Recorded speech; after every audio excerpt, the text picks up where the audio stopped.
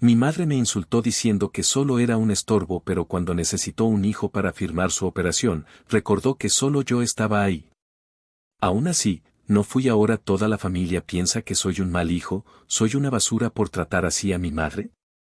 Mi madre siempre fue de esas personas que parecen vivir con el ceño fruncido, como si la sola existencia de los demás le estorbara. De esas que te miran como si les debieras algo desde el día en que naciste, pero jamás te aclaran que. Desde que tengo uso de razón, su manera de hablarme fue con desprecio, como si cada cosa que hacía le recordara que no fui planeado, que fui una complicación más entre sus múltiples frustraciones. Crecí escuchando frases como eres un estorbo, me arruinaste la juventud, deberías dar gracias de que te dejo vivir aquí, y cada vez que intentaba cuestionar o siquiera mostrar un poco de inconformidad, ella encontraba una nueva forma de humillarme frente a quien tuviera cerca. No importaba si era familia, amigos, vecinos o incluso extraños en el supermercado. Si se presentaba la oportunidad de señalarme como inútil, perezoso o fracasado, mi madre la tomaba con una sonrisa satisfecha. Mi infancia fue un terreno minado donde cualquier error se convertía en una excusa para gritarme. No se trataba de corregirme o enseñarme, se trataba de recordarme que yo no era como mis hermanos. Porque claro, ahí estaban ellos, el mayor, el que se casó joven y ahora se pasea por el mundo como si llevara una corona invisible, y el del medio, ese que nunca terminó nada, pero que según ella tenía carisma y liderazgo natural. Y luego yo, el menor, al que desde el primer día señalaron como un error con patas. El contraste era dolorosamente obvio. A mis hermanos les celebraban cada tontería, mira qué inteligente, qué guapo le quedó ese dibujo, mi hijo es un genio. Y a mí, incluso cuando ganaba concursos escolares, me decía que seguro te dieron eso por lástima o que hasta los burros tienen suerte a veces. A lo largo de los años, aprendí a hacerme pequeño. A dejar de compartir mis logros porque, de cualquier forma, iban a ser minimizados o distorsionados. Cuando me gradué de la universidad, porque sí, terminé la universidad sin que nadie en casa se enterara que estaba tomando clases nocturnas mientras trabajaba en un almacén, solo me mandó un mensaje que decía: espero que no hayas malgastado dinero en eso. A ver si ahora sí sirves para algo. No fui a celebrar. Ni siquiera le conté a nadie más. Me limité a guardar mi diploma en una caja, como quien esconde algo que le da vergüenza, no porque lo sea, sino porque uno ya está tan acostumbrado a que lo miren con asco, que hasta lo bueno se siente indebido.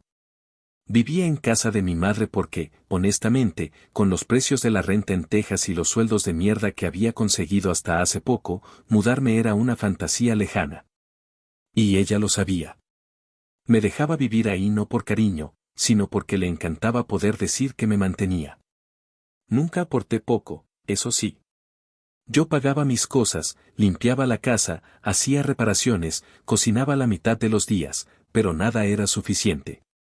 Cada favor que me daba lo cobraba con un comentario hiriente.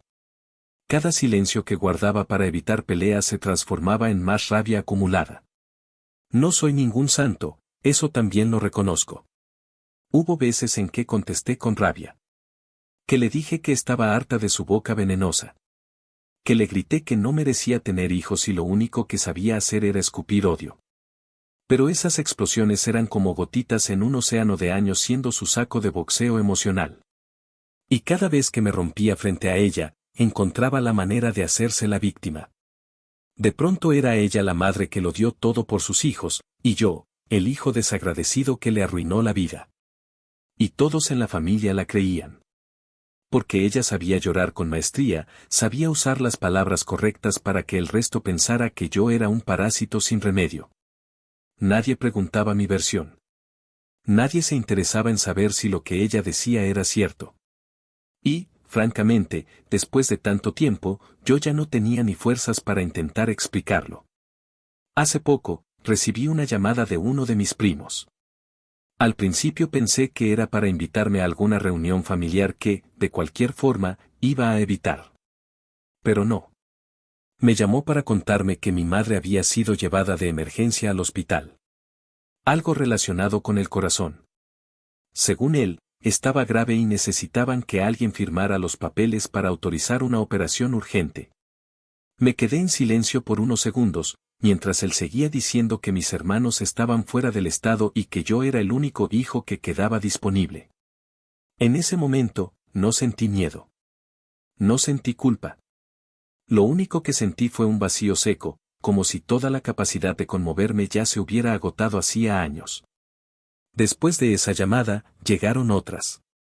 Mensajes de texto. Audios. Incluso una cadena en Facebook donde una tía pedía oraciones para mi hermana que está luchando por su vida.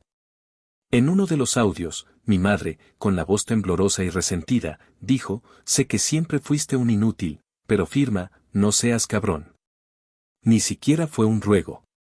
Fue una orden disfrazada de desesperación. Como si el simple hecho de necesitarme le diera derecho a insultarme en la misma frase.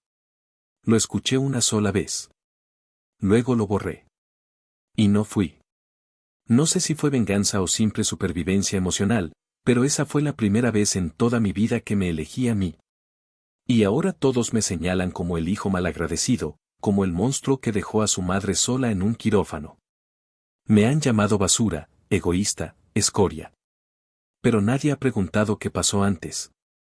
Nadie ha querido saber cuántas veces fui yo el que estuvo solo en medio del infierno que ella me construyó. Por eso escribo esto. No para justificarme. Ni para buscar redención. Solo quiero entender si de verdad fui cruel o si simplemente ya era hora de soltar todo ese puto peso. Actualización 1.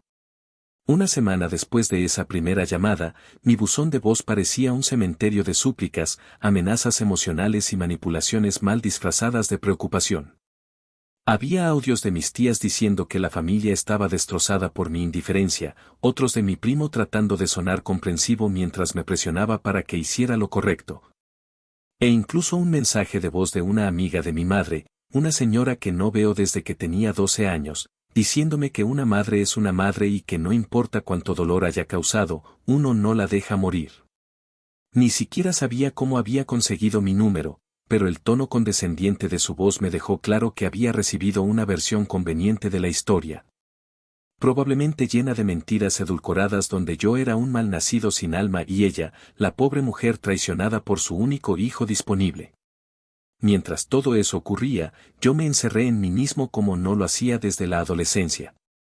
No quería hablar con nadie, ni siquiera con mis amigos más cercanos.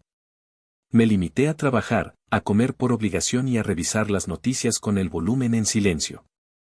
Las notificaciones del teléfono vibraban constantemente, pero ya no me molestaba ni en leerlas.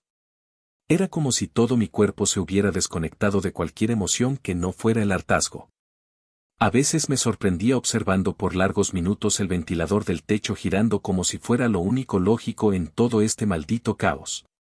Estaba agotado, pero no de forma física. Era un agotamiento que venía desde lo más profundo, un cansancio que no se curaba durmiendo, sino cortando de raíz lo que me estaba pudriendo por dentro desde hace años. A mitad de esa semana, mi jefe notó que algo no andaba bien. Trabajo en una pequeña empresa de soporte técnico, nada glamuroso, pero es un lugar donde al menos no me siento invisible. Él es de esos tipos que no hablan mucho, pero cuando lo hacen con intención. Me llamó a su oficina, cerró la puerta y me preguntó si todo estaba bien en casa.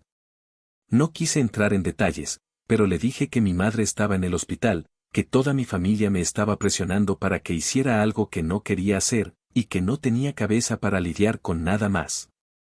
Me miró sin decir palabra durante un momento largo, luego me dijo que él también creció con una madre que sabía cómo hacer sentir mierda a sus hijos sin levantar la voz. Que entendía más de lo que imaginaba y que si necesitaba tomar unos días, los tenía. Tu salud mental no es negociable, fue lo último que dijo antes de darme una palmada en el hombro. Salí de esa oficina sintiendo una mezcla extraña de alivio y rabia, como si necesitara que alguien externo me confirmara que lo que estaba haciendo no era cruel, sino humano. Ese mismo día recibí la llamada que marcó el giro real en todo esto. Era del hospital. Una enfermera, con voz amable pero urgente, me informó que la cirugía de mi madre no se había podido realizar porque ningún familiar directo había firmado el consentimiento. Me dijo que estaban intentando conseguir una autorización judicial, pero que eso tomaba tiempo, y que cada hora que pasaba aumentaba el riesgo de una complicación. Me agradeció por escuchar y colgó antes de que pudiera decirle que yo no era el que debía estar resolviendo eso, que yo no había sido nunca tratado como hijo. Que nadie me había dado un manual para cargar con la culpa de todo un linaje solo porque era el último que quedaba en la misma ciudad. Pero claro, no podía decirle eso a una enfermera. Ella solo hacía su trabajo. Ella no conocía a la mujer que había pasado décadas destruyéndome lentamente con cada palabra, con cada comparación injusta, con cada gesto de desprecio camuflado de crítica constructiva. El retraso de la operación generó un pequeño escándalo dentro de la familia. Alguien, no sé si una de mis tías o una de esas primas que solo aparecen en Navidad, decidió que era buena idea hacer público el hecho de que la operación se había atrasado porque su hijo se negó a firmar. En cuestión de horas, una historia completamente distorsionada empezó a circular entre los chats familiares. La versión oficial, según esa narrativa podrida, era que yo había sido contactado desde el primer minuto, que me habían suplicado con humildad, y que yo, lleno de odio y rencor, me había negado con frialdad absoluta. Una de mis primas incluso dijo que yo había colgado el teléfono en medio de una oración de mi madre, lo cual es una mentira total porque ni siquiera llegué a contestar esas llamadas. Pero eso no importaba. Lo que importaba era construir al monstruo. Era más fácil para todos pensar que yo era el problema, porque admitir lo contrario significaría que tendrían que aceptar que durante años ignoraron el abuso emocional que mi madre ejercía sobre mí. Uno pensaría que ese tipo de situaciones te quiebran, pero lo que yo sentí fue todo lo contrario. Sentí una especie de claridad que nunca antes había tenido. Como si finalmente viera el panorama completo sin las brumas del miedo, de la culpa o del deber familiar. Por primera vez entendí que nunca importó cuánto me esforzara, nunca iba a ser suficiente para ellos. Siempre iba a ser el hijo fallido, el hermano que se quedó cerca pero no fue útil, el tipo que no encajaba en la narrativa de familia unida que ellos se habían inventado. Y si ese era el papel que querían que jugara, entonces prefería quedarme fuera de la obra. Durante esa semana me limité a observar desde afuera cómo el drama crecía. Vi cómo trataban de presionarme, de arrastrarme de nuevo al juego. Me dijeron que si no lo hacía por ella, lo hiciera por Dios, que el karma todo lo cobra, que un día yo también estaría en una cama esperando que alguien me firmara la vida. Cada mensaje era un nuevo intento de romperme, pero en lugar de eso, me hacían más fuerte. No por orgullo, sino porque no había vuelta atrás. Sabía que si cedía una sola vez más, todo el esfuerzo que había hecho por protegerme se iría a la mierda. Y esta vez no estaba dispuesto a volver a ponerme la soga al cuello solo para que ellos respiraran tranquilos. Que firmara otro. Que cargara otro con esa historia. Yo ya estaba demasiado cansado para ser el mártir de una familia que nunca me quiso como protagonista. Actualización 2. Pasaron un par de semanas desde aquel primer colapso familiar y, aunque los mensajes disminuyeron un poco en frecuencia, no pasó un solo día sin que llegara al menos uno de algún pariente buscando hacerme sentir como el peor ser humano que ha pisado la tierra. Ya no eran solo llamadas o notas de voz desesperadas, ahora también me etiquetaban en publicaciones en Facebook donde hablaban de la importancia del perdón o de cómo honrar a nuestros padres incluso cuando nos fallan. Todo disfrazado de consejos espirituales que en realidad eran indirectas lanzadas con la misma sutileza de una piedra por la ventana. Uno de mis tíos incluso compartió una imagen de esas con letra cursiva en fondo de atardecer que decía, un hijo que olvida a su madre no merece recordar su apellido. Debajo, sin ninguna vergüenza, puso en mayúsculas, ojalá lo leas tú, sabes quién eres.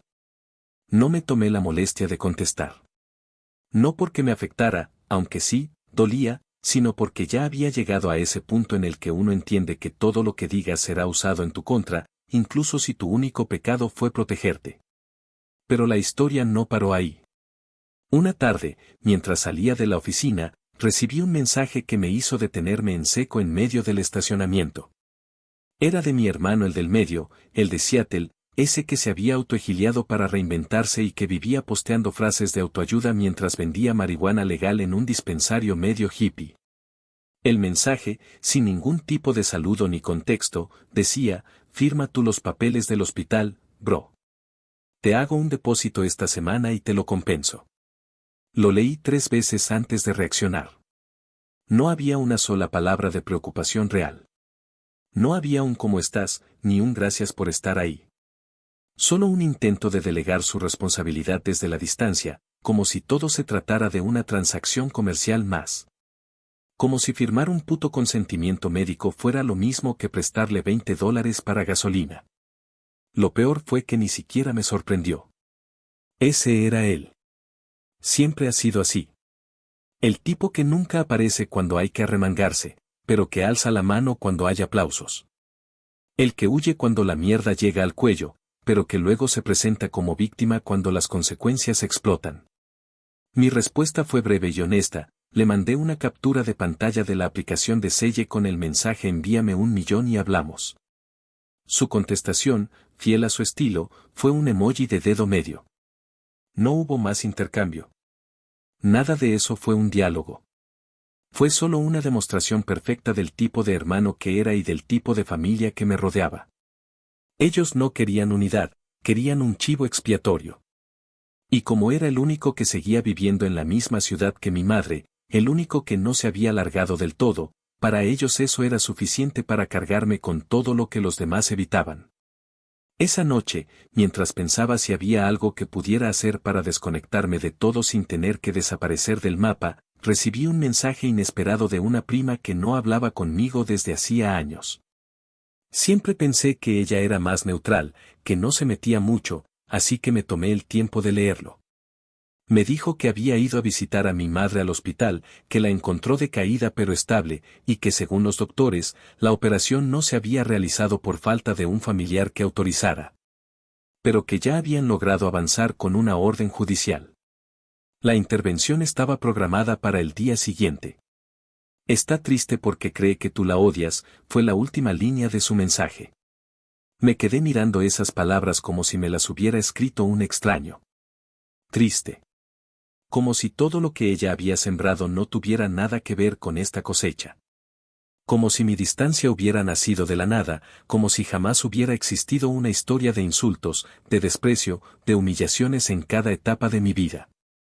Como si yo hubiera decidido dejarla sola por simple maldad y no por una necesidad urgente de salvar lo poco que quedaba de mí. En paralelo, me enteré por otro primo que el hospital, ante la falta de familiares disponibles y la urgencia del procedimiento, había contactado a uno de esos abogados que suelen tener en Ditane para firmar en nombre de pacientes que no pueden dar su consentimiento. El tipo había aceptado con la condición de que se hiciera un depósito anticipado para cubrir cualquier riesgo legal. Y aquí vino el giro irónico del asunto: nadie en la familia tenía el dinero.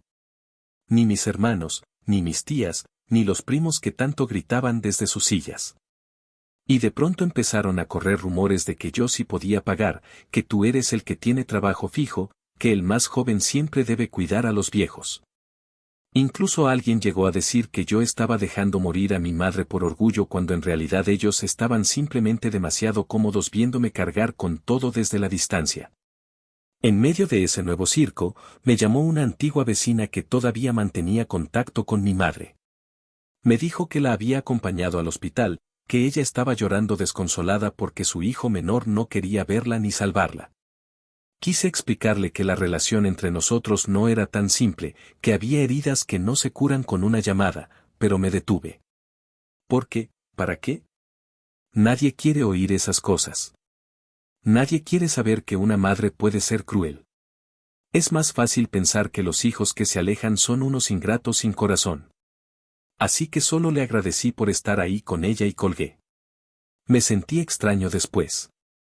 No culpable, pero sí como si estuviera parado en medio de una tormenta mientras todos pretendían que yo era el único con paraguas. Ese día terminé haciendo algo que había evitado por mucho tiempo: abrí una carpeta en mi computador y empecé a guardar los audios que mi madre me había enviado durante años.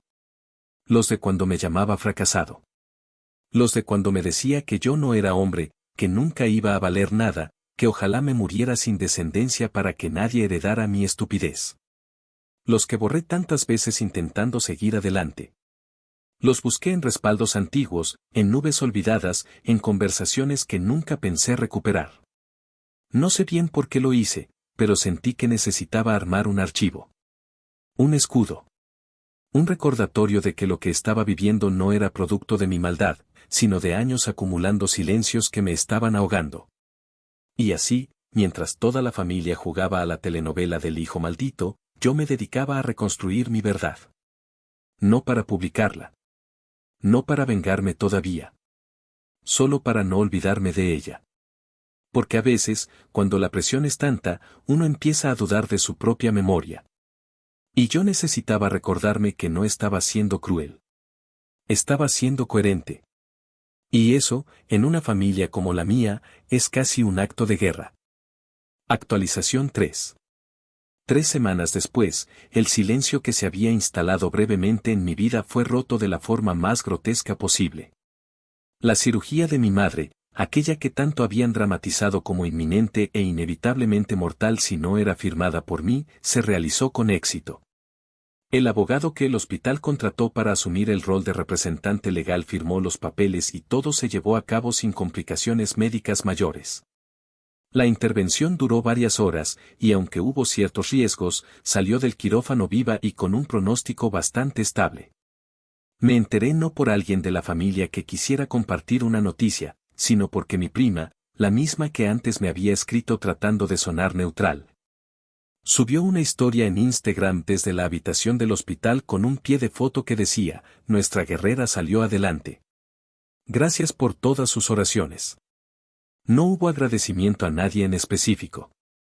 No hubo mención del abogado ni de los días de retraso por falta de un familiar dispuesto. Solo la típica narrativa que ellos aman construir, donde todo sucede por obra divina y los errores se difuminan como si nunca hubieran pasado. Sin embargo, la calma duró poco. Apenas pasaron un par de días cuando volví a recibir una ráfaga de mensajes. Esta vez, no eran súplicas, ni llamadas desesperadas. No. Ahora eran acusaciones. Reproches disfrazados de consejos y palabras cargadas de esa pasivo-agresividad que la familia domina como si la practicara en reuniones de entrenamiento. Uno de los primeros audios que escuché fue de mi tía Rosa, la más devota, diciendo con voz temblorosa: "Tu mamá despertó y lo primero que preguntó fue si tú habías estado ahí. Cuando le dijimos que no, se echó a llorar. ¿Eso querías, verla destruida, que muriera sin perdonarte?". La escuché sin emoción alguna, como si me estuvieran leyendo un texto plano en otro idioma. No respondí. Porque ya sabía que todo lo que dijera sería usado para victimizar aún más a mi madre, y yo ya no estaba dispuesto a seguir actuando en esa obra de teatro tan jodidamente mal escrita. Pero la joya, el punto cúspide del descaro, llegó un día después en forma de mensaje directo en WhatsApp. Era un audio de mi madre. Tenía la voz ronca, evidentemente aún afectada por la intubación, pero no por eso menos venenosa. Dijo exactamente así: "Ya me contaron que ni siquiera fuiste capaz de venir a firmar. ¡Qué asco de hijo! Me empujaste a la tumba y no se te movió ni una puta célula. Pero no te preocupes, ya me curaré para que cuando me muera no tengas que cargar con esa culpa. Solo espero que cuando estés en una cama, también te dejen solo, como el perro que eres". No lloré. No me quebré. No sentí lástima. Solo una especie de alivio cruel, como cuando por fin alguien muestra su verdadero rostro y te quita el peso de seguir dudando. Porque con ese solo audio, mi madre acababa de darle fuego a toda la carpeta de pruebas que venía acumulando. Cada palabra, cada frase cargada de resentimiento, cada maldición disfrazada de decepción, era una bala más en la recámara de mi decisión. Y yo no pensaba fallar el tiro cuando llegara el momento. Esa noche, me metí en el grupo familiar que habían creado semanas atrás con el nombre ridículo de Intervención Familiar y escribí algo que llevaba días masticando en mi cabeza. Les dije que entendía su dolor, que me alegraba que la cirugía hubiese salido bien, pero que ya era hora de que dejaran de usarme como el basurero emocional de la familia. Que si tanto querían salvar el alma de mi madre, empezaran por responsabilizarse ellos, por dejar de esperar que yo siempre fuera el que cargara con las consecuencias. Les dije que durante años me habían tratado como una extensión de su vergüenza, como si yo fuera la oveja negra por decisión y no porque me empujaron a hacerlo. Que no les debía ni una lágrima más, ni una llamada más, ni un gesto de amabilidad más. Y que la próxima vez que quisieran señalarme como el monstruo, al menos tuvieran los huevos de hacerlo en mi cara. Terminé el mensaje con un no vuelvan a escribirme.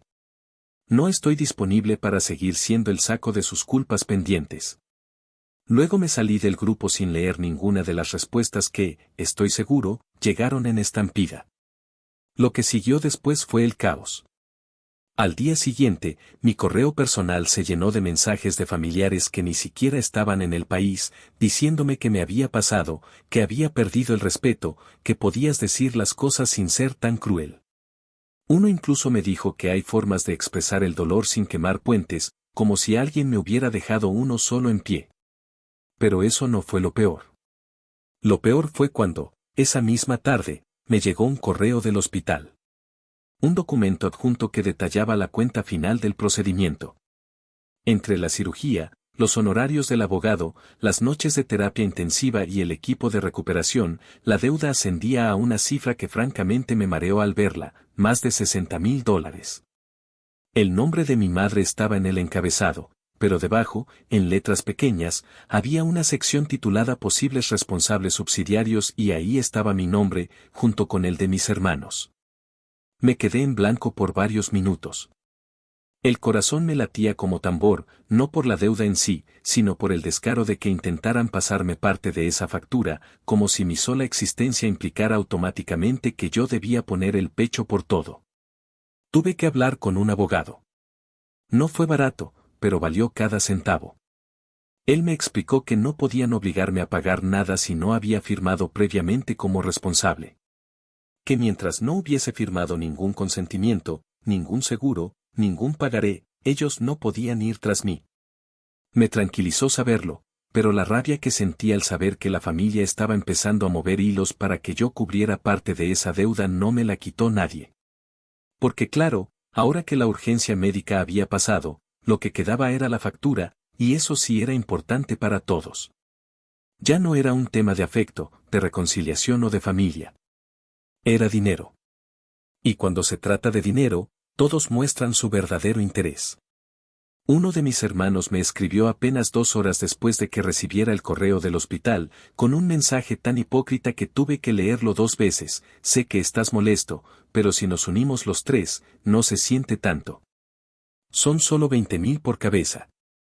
Tú tienes trabajo fijo, seguro puedes cubrir más por ahora. Te lo devolveremos con el tiempo. No le contesté. No había nada que responderle. Había llegado el momento de dejar que el silencio hablara por mí. Porque si algo me había quedado claro después de toda esta mierda, era que la única forma de protegerme realmente era desaparecer de su mapa. Y eso es exactamente lo que empecé a hacer. Sin rencor, pero con determinación. Porque ya no se trataba solo de una madre cruel.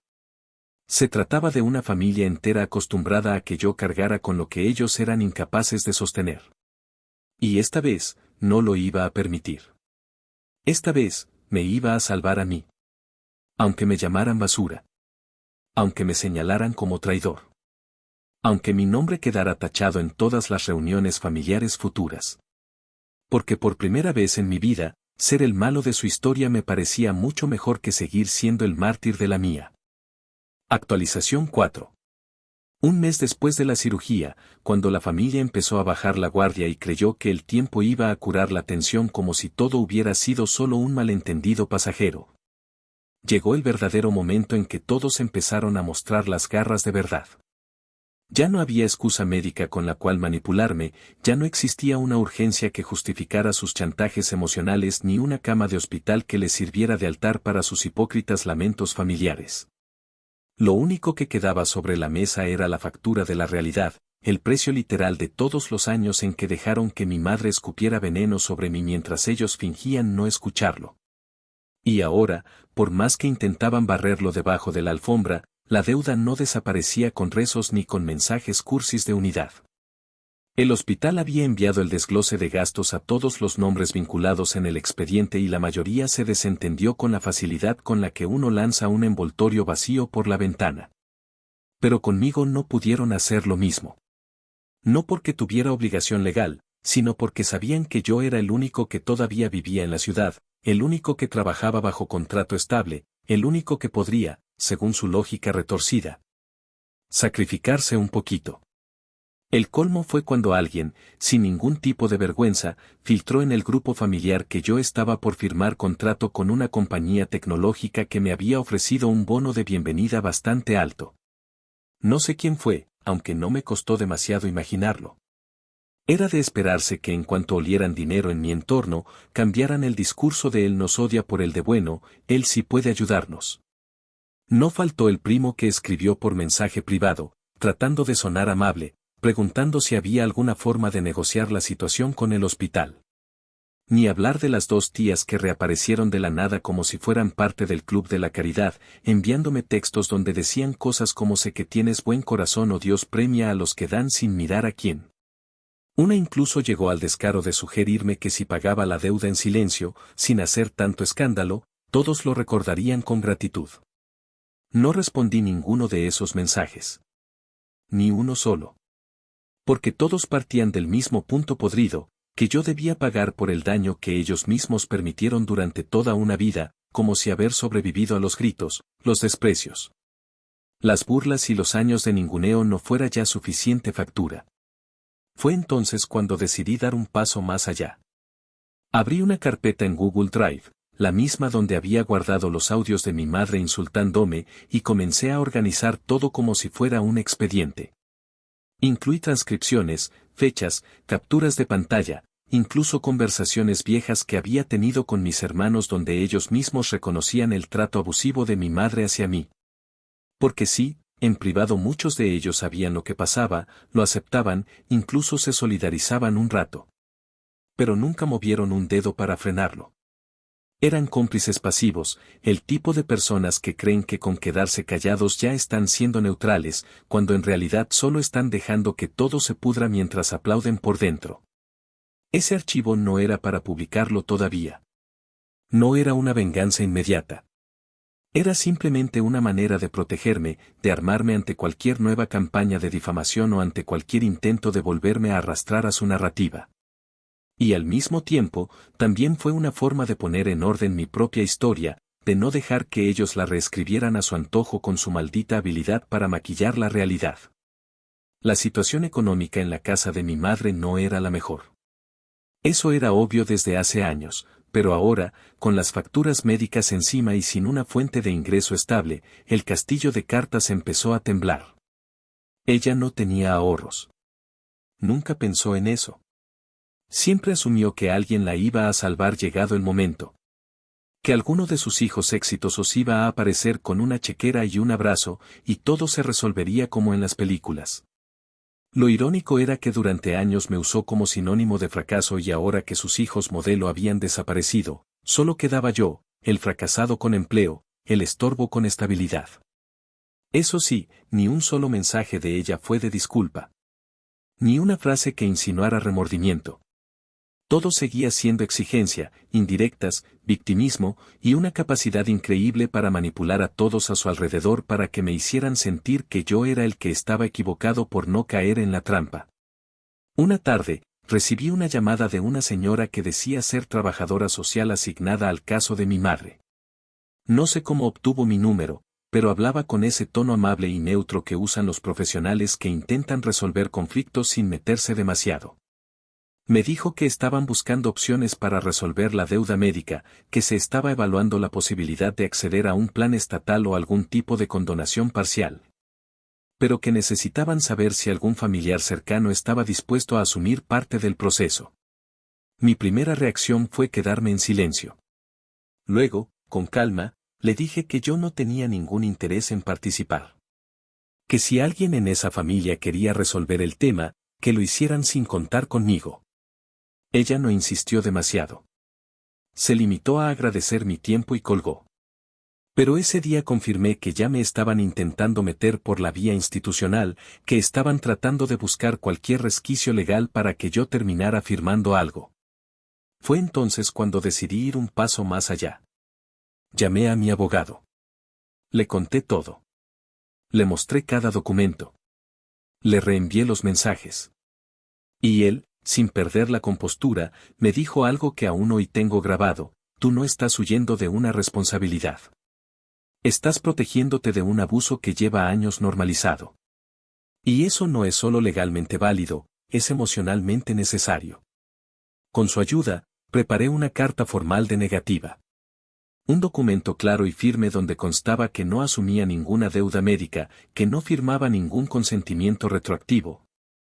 Y que cualquier intento de vincularme a nivel financiero o legal sería considerado acoso y respondido en tribunales. Mandamos copias al hospital, a la aseguradora y a la asistente social. Desde entonces, no me volvieron a contactar oficialmente. La familia, en cambio, estalló. Mi nombre empezó a circular en conversaciones de WhatsApp como si fuera el tema del mes. Qué frío, qué miserable, qué hijo de puta. Una de mis tías escribió que era peor que un asesino porque al menos los asesinos no matan en vida a su propia madre. Sí, así, literal. Lo que no sabían era que mientras ellos escribían todo eso, yo estaba terminando de cerrar la firma de mi contrato con la nueva empresa y empacando mis cosas para mudarme a otro estado. Me largué sin decir una palabra. Sin avisar a nadie.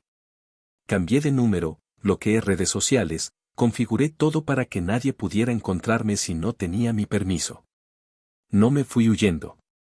Me fui reconstruyendo.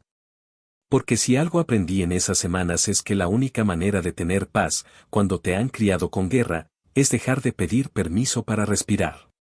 Y si eso me hace un mal hijo para ellos, que así sea.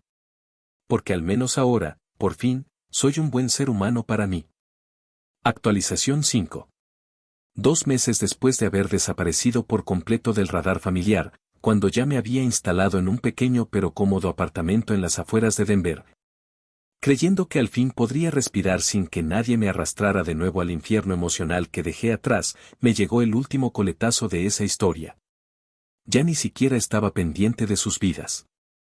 Me levantaba temprano, tomaba café mirando la montaña desde el balcón, caminaba hasta mi nuevo trabajo con la tranquilidad de quien no carga más cadenas, y, por primera vez en años, nadie me gritaba que no servía para nada. El silencio era una forma de libertad que no sabía que extrañaba tanto.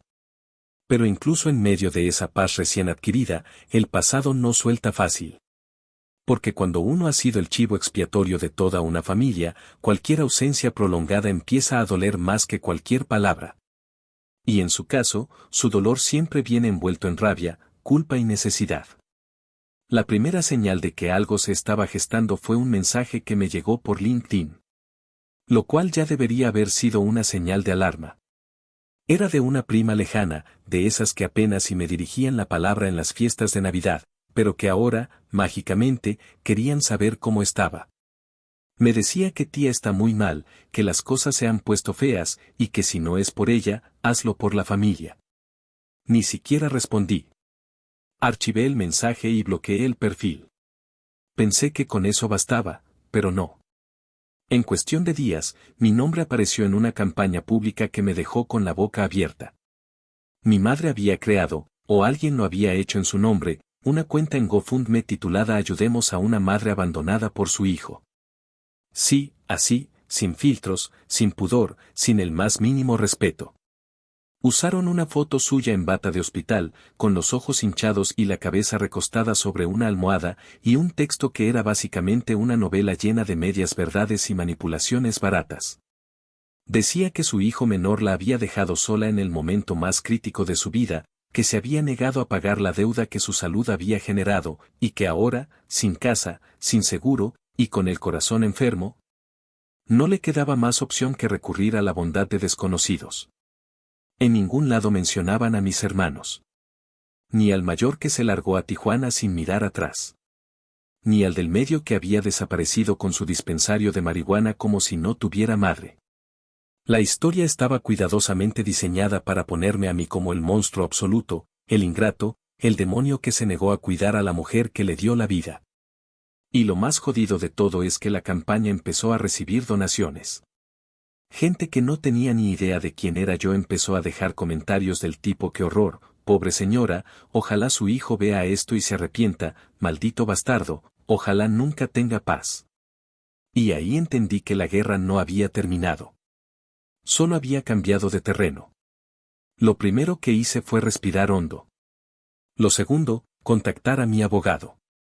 Le mandé el link, los pantallazos, el texto, los comentarios. Y él, con toda la calma del mundo, me respondió que eso era potencialmente un caso de difamación pública. Especialmente si se podía comprobar que los hechos narrados eran falsos y que el objetivo era claramente dañar mi imagen. Además, la campaña usaba mi imagen indirectamente para movilizar dinero. Porque sí, aunque no pusieran una foto mía, todo giraba en torno a mí, el hijo ausente, el que se negó, el que la abandonó. Y eso, desde el punto de vista legal, era una línea peligrosa. Así que no perdimos tiempo.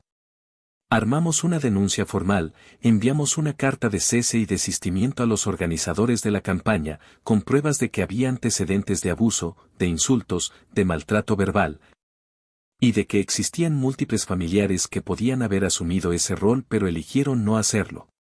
Incluimos los audios, los mensajes, las capturas. Todo. Lo que pasó después fue casi cinematográfico.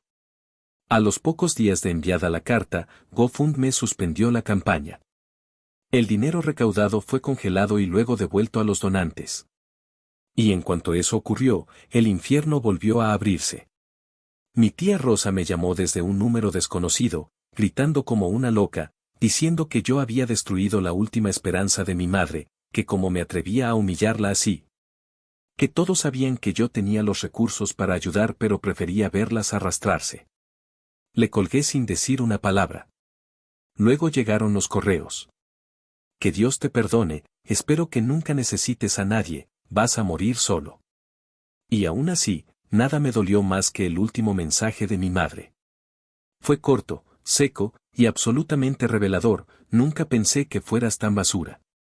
Te maldigo por el resto de tu vida. Y ahí lo tuve todo claro. Guardé ese mensaje junto con los otros, en la carpeta que ya era como un archivo de guerra personal. Pero no me sentí mal. No sentí culpa. Lo que sentí fue alivio. Porque por fin había quedado al descubierto que todo el amor que decía profesar era condicional. Que todo el vínculo que juraba defender estaba atado a cuánto podía sacar de mí. Y que, en cuanto ya no podía manipularme, simplemente se volcó a destruirme. Así era ella. Así fue siempre. Solo que ahora, no tenía forma de esconderlo. No ante mí. No ante la ley. No ante nadie. Y mientras ellos se revolvían en su miseria compartida, yo seguí con mi vida. Terminé la primera etapa de mi nuevo trabajo con reconocimientos. Compré muebles nuevos con mi primer bono. Empecé a salir con alguien. Nada grandioso ni romántico, pero alguien que, al menos, me miraba sin juzgar. Y cada vez que me preguntaban por mi familia, simplemente decía, no tengo contacto con ellos. Tomé distancia para proteger mi salud mental. Nunca entraba en detalles. No hacía falta. Porque entendí que no tenía que justificarme frente a nadie. No era mi deber cargar con una historia que me hicieron odiar durante tanto tiempo. Y que si mi única falta había sido decir basta, entonces la repetiría una y otra vez, sin arrepentimientos.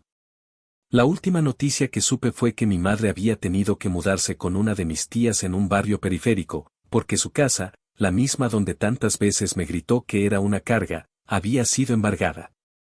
El banco ejecutó el proceso y ya no había forma de salvarla. Irónicamente, los hermanos Dorados no pusieron ni $1 para detenerlo. Cada uno con su excusa. Uno con su nueva esposa, el otro diciendo que no tenía cabeza para lidiar con eso. Pero yo, el mal hijo, el ingrato, el demonio, fui el único que todavía ocupaba sus pensamientos. Porque aunque me insultara, aunque me maldijera, aunque me odiara con cada fibra de su cuerpo, no podía soportar que yo no volviera. Que esta vez, de verdad, la hubiera dejado sin retorno. Y tal vez esa fue mi mayor venganza. No haberle gritado. No haberle enfrentado. No haberle pedido justicia. Solo haberme ido. Y no mirar atrás. Porque a veces, lo más brutal que puedes hacerle a alguien que siempre te quiso tener de rodillas, es ponerte de pie, cerrar la puerta, y no volver jamás. Actualización final. 5 meses después de haber salido de ese círculo de destrucción que durante tanto tiempo llamé familia, mi vida ya no se parecía en nada a lo que fue. No porque de repente todo se hubiera vuelto perfecto o porque el pasado hubiese desaparecido como por arte de magia, sino porque por primera vez, cada decisión que tomaba me pertenecía. Cada paso, cada silencio, cada límite, cada nueva rutina era una elección consciente, no una reacción a las migajas emocionales que otros decidían lanzarme cuando les convenía. Estaba completamente fuera de su alcance, y esa sensación, esa libertad tan jodidamente ganada, era como aire después de haber pasado años ahogándome en un sótano. Vivía en un apartamento pequeño, sí, pero mío, con muebles que yo mismo había elegido, con paredes limpias de insultos, con puertas que no se abrían al grito de ¿para qué sirves? Por las noches, podía dormir sin sobresaltos. Por las mañanas, podía despertarme sin el peso de la vergüenza que me habían enseñado a cargar como si fuera una extensión de mi piel. El trabajo iba bien. Mejor de lo que había esperado. No me volví millonario ni nada por el estilo, pero tenía estabilidad, respeto y algo que nunca antes había tenido, un entorno donde nadie usaba mi pasado como argumento para invalidar mi presente. Tenía compañeros que me trataban como igual, jefes que escuchaban cuando hablaba, y un salario que, aunque no era descomunal, me permitía vivir sin temor a que cualquier emergencia me dejara sin techo. Empecé a ahorrar. Me suscribí a una membresía de gimnasio solo porque sí. No para cambiar mi cuerpo ni para impresionar a nadie, sino porque, después de años sintiéndome invisible, quería reconectar con mi cuerpo como si también mereciera existir sin culpa. Incluso retomé la terapia, esta vez con una profesional que no intentaba culparme por sentir rabia, sino que me ayudaba a entenderla, a transformarla, a no quedarme a vivir en ella como lo había hecho durante tanto tiempo. Fue durante una de esas sesiones que me preguntó si alguna vez pensaba en volver. No a la ciudad, sino al vínculo. A la madre. A la familia. No me lo preguntó como reproche ni como sugerencia. Lo dijo con curiosidad clínica, como quien intenta explorar todas las rutas posibles en el mapa emocional de un paciente. Me quedé callado largo rato. Luego le dije que no. No porque guardara rencor, ni porque quisiera verlos arrastrándose, sino porque había entendido algo fundamental, mi deber nunca fue quedarme donde no era querido. Ni demostrar mi valor ante personas que solo sabían medirme por lo que podían sacar de mí. Le conté que había pasado años creyendo que perdonar era lo mismo que dejar que me hicieran lo mismo una y otra vez. Que me habían hecho sentir que si no volvía, era yo el problema. Pero que ahora, por fin, podía ver con claridad que a veces la única forma de romper un ciclo de abuso es cortarlo de raíz, incluso si eso significa que te quedas solo un tiempo. Porque la soledad no mata. Lo que mata es vivir rodeado de gente que te hace sentir que no vales nada. Poco después de esa conversación, recibí un correo electrónico. Era de uno de mis antiguos vecinos en Texas. Me decía que se había encontrado con mi madre en una clínica comunitaria, que la vio más delgada, más apagada, y que ella le pidió que me contactara para decirme que quería hablar. No le respondí. No le pedí más detalles. Cerré el correo y lo archivé. No lo borré. No por debilidad, sino porque quería tenerlo ahí como recordatorio de que incluso ahora, después de todo, seguían creyendo que bastaba con una excusa vaga para que yo apareciera como si nada hubiera pasado. No sé si de verdad quería hablar, si era un intento de reconciliación o simplemente otra táctica para hacerme responsable de algo más. Y, honestamente, ya no me importa. Porque lo que sea que tenga que decirme, debió haberlo dicho años atrás, cuando yo todavía me sentaba frente a ella esperando aunque fuera una frase que no terminara en desprecio. Una semana después, llegó otro correo. Esta vez, uno más directo, menos adornado. Venía de uno de mis hermanos. El del medio. Me decía que las cosas se habían complicado, que mamá había tenido que mudarse de nuevo, que estaba deprimida, que no hablaba con nadie, que apenas comía, y que él creía que tal vez una llamada tuya ayudaría a que se levante. Cerré el mensaje sin contestar. No por crueldad, sino porque entendí que cada vez que yo aparecía, lo hacía como solución. Como parche emocional. Como el último recurso al que acudían cuando todos los demás se cansaban. Nadie me buscaba para saber si estaba bien. Nadie preguntaba cómo me había afectado todo lo anterior. Solo aparecían cuando necesitaban que yo salvara otra vez lo que ellos mismos dejaban caer. Y esa dinámica ya no era parte de mi vida. Me costó años entenderlo, pero finalmente lo había logrado. No soy responsable del vacío emocional de nadie, y mucho menos del de quienes me construyeron a base de grietas. Hoy, casi medio año después de que todo esto estallara, camino por la vida con otra energía. No voy a mentir, todavía hay momentos en los que el pasado se cuela. Hay noches en que un recuerdo maldito aparece sin aviso. Hay sonidos, frases, situaciones que me devuelven por un segundo a ese niño que solo quería ser visto, que solo quería un gesto de amor que no viniera acompañado de una herida. Pero la diferencia es que ahora, cuando ese niño aparece, no lo callo. No lo ignoro. Me siento con él, lo escucho, lo valido. Porque por mucho tiempo lo único que hice fue negarlo, esconderlo, culparlo por no ser suficiente. Y ya no. Ahora sé que ese niño no hizo nada mal. Que no merecía el desprecio, la indiferencia ni los gritos. Y que el hombre que soy hoy no tiene por qué seguir pagando por los errores de otros. Y lo más importante, ya no busco que mi madre entienda, ni que mis hermanos se arrepientan, ni que mis tías reconozcan lo que callaron. Porque la paz no se encuentra en que los demás admitan que te lastimaron. La paz llega cuando decides que ya no tienen poder para seguir haciéndolo. Y yo, después de todo, gané. No por venganza. No porque haya visto su caída. Sino porque me fui. Porque no volví. Porque, finalmente, me elegí. Y eso vale más que cualquier disculpa que nunca llegó.